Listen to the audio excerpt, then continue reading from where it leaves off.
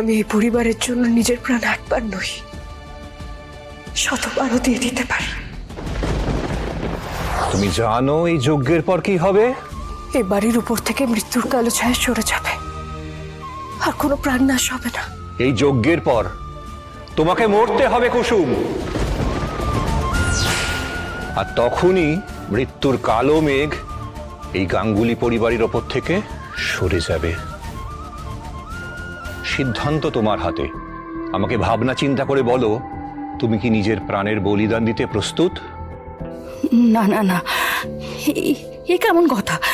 আমি রাজি করতে।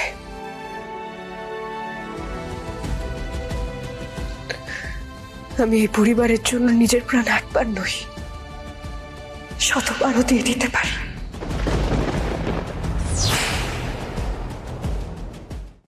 আজই ডাউনলোড করুন আর এনজয় করুন আপনার পছন্দের শো।